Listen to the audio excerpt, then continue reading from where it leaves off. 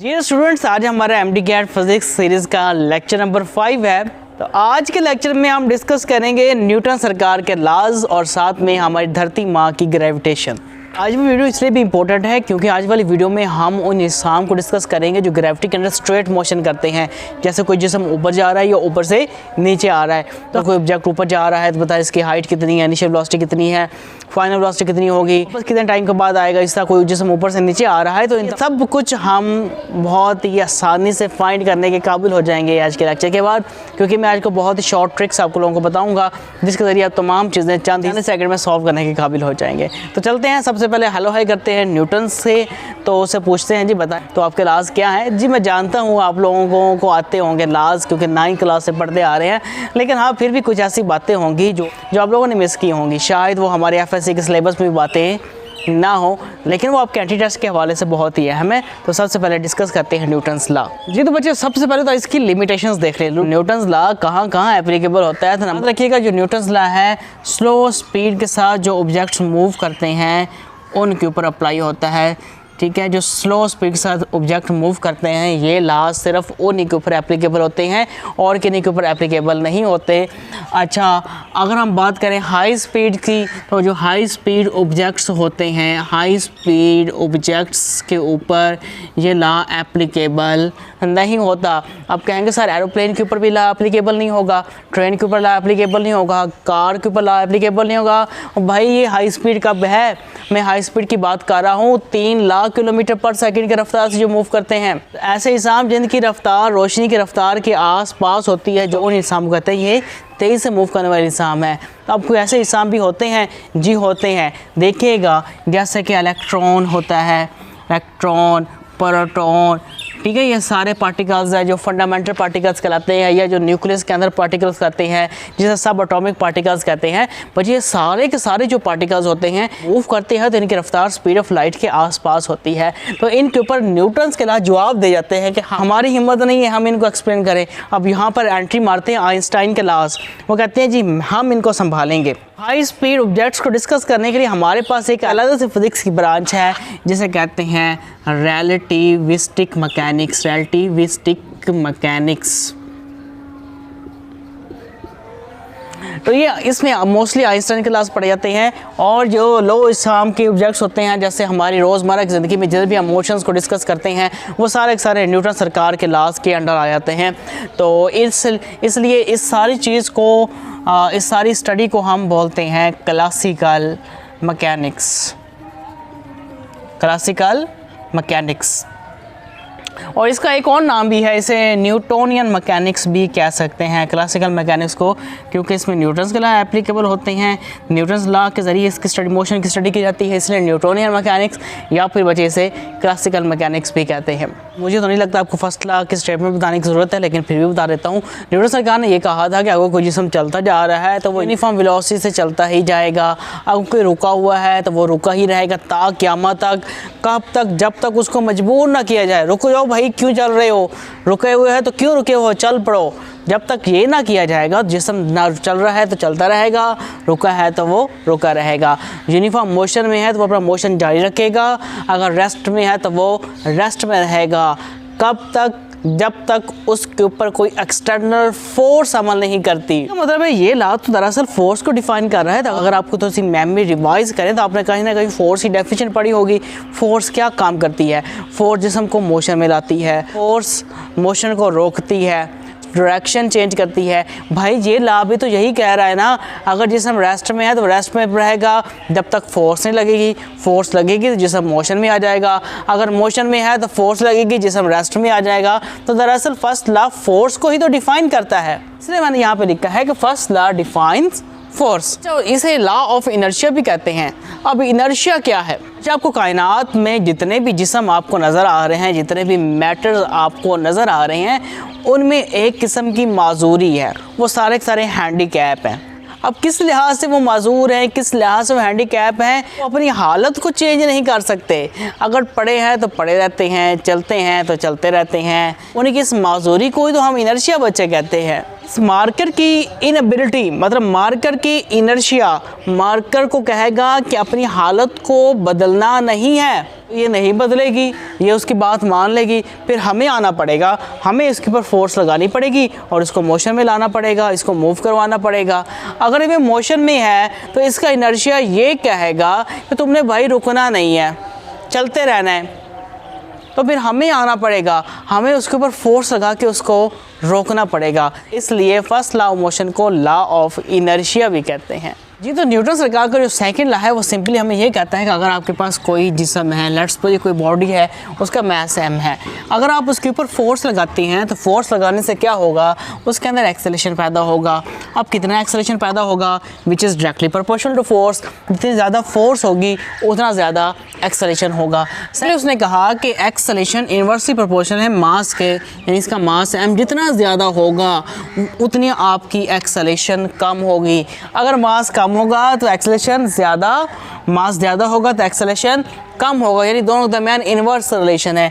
अगर हम इन दोनों को कंबाइन कर दें तो एक्सेलेरेशन डायरेक्टली प्रोपोर्शनल किसके आएगा, फोर्स के, एंड इन्वर्सली प्रोपोर्शनल मास के। तो अगर यहाँ से m को इधर लाया जाए तो ये क्या हो गया, f is directly proportional to m में। अब यहाँ से पता चल गया कि जो फोर्स है उसका जो डायरेक्ट रिलेशन है वो किसके साथ है, मास के साथ और एक्सेलेरेशन के साथ। तो फोर्स यहाँ पे बच्चे दो चीज़ों पे डिपेंड करती है, एक मास के ऊपर और दूसरा वेलोसिटी में कितना चेंज आ रहा है। एक्सेलेरेशन वेलोसिटी में चेंज है ना, तो एक्सेलेरेशन भी आ सकता है और वेलोसिटी में चेंज भी आ सकता है। तो अगर हम इसको इस तरह लिखें, m एक जगह पर डेल v लिखें और नीचे t लिखें, ये बन गया ना मोमेंटम। तो force is directly proportional to change in momentum over time. तो फोर्स इसके भी डायरेक्टली प्रोपोर्शनल है, force is directly proportional to rate of change of momentum. यहाँ पर एक तरह के तीन फार्मूलाज आ गए आपके पास फोर्स के, F is equal to m में, F is equal to m del v over t और m डेल v मिल के चेंज इन मोमेंटम बनाते हैं। ये आपके पास क्या आ गया, तीसरा फार्मूला आ गया। तो अब इसके यूनिट्स क्या होंगे, अब आपको पता है फोर्स के यूनिट्स क्या होते हैं जी, फोर्स के यूनिट्स होते हैं न्यूटन, और न्यूटन इक्वल होता है किलोग्राम मीटर पर सेकेंड स्क्वायर। तो इन तमाम से इसके यूनिट्स सेम आएंगे। तो अगर हम इसके डायमेंशंस फाइंड करें, किलोग्राम के m, मीटर के l और सेकंड के t, तो ये इसके आपके पास बच्चे डायमेंशंस आ गया। जी तो बच्चों, आपके पास एक गाड़ी है, उसकी वेलोसिटी इस तरफ है, ठीक है। अगर उसको उसी सिमत में फोर्स लगाई जाए जिस सिमत में उसकी वेलोसिटी है, तो इससे क्या होगा, ये जो आपकी गाड़ी है इसकी स्पीड में इजाफा हो जाएगा, इसकी स्पीड आपके पास इंक्रीज़ हो जाएगी, लेकिन डायरेक्शन सेम रहेगी, डायरेक्शन में कोई चेंज नहीं आएगा, डायरेक्शन बिल्कुल वैसे की वैसी ही रहेगी। तो अब हम इसको ऑपोजिट सिनेरियो कंसीडर करते हैं कि वेलोसिटी इधर है, गाड़ी इधर जा रही है, अब हमने फोर्स कहाँ लगाई, पीछे की तरफ लगाई, इसको पीछे से खींच रहे हैं, ना जाओ ना जाओ, वो गाड़ी आगे जा रही है, हम उसको पीछे से खींच रहे हैं। तो इस सिनेरियो में क्या होगा, इस सिनेरियो में ये होगा कि आपकी स्पीड में कमी आ जाएगी, उसकी स्पीड कम हो जाएगी, और लेकिन डायरेक्शन यहाँ पर भी डायरेक्शन में कोई चेंज नहीं आएगा। यहाँ भी डायरेक्शन में चेंज नहीं आ रहा, यहाँ भी डायरेक्शन में चेंज नहीं आ रहा। फ़र्क कहाँ पर हो रहा है, अगर फोर्स वेलोसिटी के डायरेक्शन में लगाई जाए तो स्पीड इंक्रीज़ होगी, अगर फोर्स वेलोसिटी के मुखालिफ सिमत में लगाई जाए तो आपकी स्पीड में कमी आ जाएगी, लेकिन डायरेक्शन दोनों कंडीशंस में सेम होगी। तीसरी कंडीशन देखिए, तीसरी कंडीशन में आपके पास वेलोसिटी इस तरफ है और लेकिन फोर्स वेलोसिटी के परपेंडिकुलर है। जब ये कंडीशन आएगी तो इस कंडीशन में जस्ट आपकी डायरेक्शन चेंज होगी, स्पीड में कोई तब्दीली नहीं आएगी, सिर्फ और सिर्फ आपकी डायरेक्शन चेंज होगी, आपकी स्पीड में कोई चेंज नहीं आएगी। और याद रखिएगा, इस कंडीशन में जब वेलोसिटी और फोर्स एक दूसरे के परपेंडिकुलर होते हैं वहाँ पर ये फोर्स कभी भी वर्क नहीं करवाएगी। याद रखिएगा, वर्क उस वक्त होता है जब फोर्स और डिस्प्लेसमेंट एक पैरेलल होते हैं। यहाँ पर क्या कंडीशन है, डिस्प्लेसमेंट तो आगे की तरफ हो रहा है, फोर्स लग रही है इस तरफ, ये फोर्स डिस्प्लेसमेंट नहीं करवा रही, इस वजह से इस फोर्स से कोई वर्क नहीं होगा। इसकी एग्जाम्पल आप ये ले सकते हैं, सेंट्रीपिटल फोर्स कोई वर्क नहीं करवाती, जस्ट जस्ट वो सर्कल में डायरेक्शन को चेंज करती रहती है। इसी तरह मैग्नेटिक फोर्स कोई वर्क नहीं करवाती, उसने क्या करना होता है, उसने जस्ट चार्ज की डायरेक्शन को चेंज करना होता है। अगर एक चार्ज आ रहा है तो वहाँ पर मैग्नेटिक फील्ड मौजूद है, तो मैग्नेटिक फील्ड क्या करेगी, उस चार्ज की डायरेक्शन को जस्ट चेंज करती जाएगी और उसने कोई काम नहीं करना। यहाँ पर आप दो फोर्सेस की एग्जांपल दे सकते हैं, ऐसी फोर्सेस जो परपेंडिकुलर एक्ट करती हैं, एक सेंट्रीपिटल फोर्स और दूसरी मैग्नेटिक फोर्स। ये छोटी छोटी चीज़ें आप लोग लाजमी नोट किया करें ताकि आप लोगों को बाद में काम भी आए जी। तो नेक्स्ट कंडीशन देखें। अब नेक्स्ट कंडीशन में आपके पास जो वेलोसिटी और फोर्स है ना पैरेलल है, ना एंटी पैरेलल है, ना परपेंडिकुलर है। यहाँ पे कोई और ही एंगल बनेगा, कोई भी एंगल हो सकता है, 35, 30, 60, 270, कुछ भी एंगल हो सकता है। कोई भी एंगल पे अगर फोर्स, वेलोसिटी और फोर्स हैं तो उस वक्त दोनों में चेंज आती है, आपकी बहुत चेंज होती हैं। कौन कौन सी चीज़ें, आपके यहाँ पे स्पीड भी चेंज होगी और आपके यहाँ पे डायरेक्शन भी चेंज होगी, दोनों चीज़ें आपकी यहाँ पर चेंज हो जाएंगी। मैंने जिक्र किया था वेलोसिटी फोर्स सेम डायरेक्शन में है, उन्हें हम पैरेलल भी कहते हैं, वहाँ पे एंगल आप 0 डिग्री लेते हैं। जब मैंने कहा था दोनों एक दूसरे के मुखालिफ हैं, उन्हें हम कहते हैं एंटी पैरेलल, और जब एंटी पैरेलल होता है तो एंगल आपका 180 डिग्री होता है, और इस कंडीशन में एंगल आपको पता है 90 डिग्री है। और इन तीनों के अलावा, इन तीनों कंडीशंस के अलावा जो भी बचे एंगल होगा, उस एंगल पे स्पीड और डायरेक्शन दोनों में चेंज आएगी। 0 और 180 डिग्री में जस्ट स्पीड में तब्दीली आती है, 0 पर स्पीड इंक्रीज होती है, 180 पे स्पीड कम होती है, और 90 पे ओनली डायरेक्शन में चेंज आती है। इन तीन एंगल्स के अलावा बाकी तमाम एंगल्स पर स्पीड भी चेंज होगी और डायरेक्शन भी चेंज होगी। तो बच्चे यहाँ पर आपके पास एक बॉडी है, उस बॉडी के ऊपर 4 फोर्सेस एक ही वक्त में एक्ट कर रही हैं। 2 फोर्सेस वाई एक्सिस के अलॉन्ग है और दो फोर्सेस आपके पास एक्स एक्सिस के अलॉन्ग है। देखिए ये वाली वाई वाली फोर्स इस वाई वाली को कैंसिल कर देगी क्योंकि दोनों एक दूसरे के एंटी हैं, इससे ये एक दूसरे को कैंसिल कर देंगी। हम कहेंगे यहाँ पर आपकी जो नेट फोर्स है वो क्या है, 0 है, जिस वजह से आपको यहाँ पर एक्सेलरेशन क्या होता है, 0 होता है। यहाँ पर कोई एक्सेलरेशन पैदा नहीं होगा क्योंकि फोर्स क्या है, 0 है जी। तो अब हम डिस्कस करते हैं न्यूटन्स थर्ड लॉ। तो सिंपल आपके पास क्या है, यहाँ पर सिर्फ और सिर्फ एक्शन और रिएक्शन की आपस में लड़ाई है और कुछ भी नहीं है। अभी हम कोई भी एक्शन करते हैं तो उसका एक रिएक्शन लाजमी होता है। तो यहाँ पर हम एक एग्जांपल लेते हैं जो बहुत ही कॉमन एग्जांपल दी जाती है। लेट्स सपोज आपके पास एक दीवार है, आपके पास एक गेंद है, आपने गेंद से मारा दीवार को, यानी आपने एक्शन किया किसके ऊपर, दीवार के ऊपर। आपने बड़ी ज़ोर से गेंद को फेंका, दीवार को चोट लगी। अब दीवार को बड़ा गुस्सा आया, उसने कहा मैं तुम्हें अभी ठीक करती हूँ। उसने फौरी रिएक्शन किया, उसने गेंद को वापस भेज दिया। जितनी फोर्स से हमने गेंद को फेंका था, दीवार ने गुस्से से उतने ही फोर्स से गेंद को वापस भेज दिया। ये होता है रिएक्शन।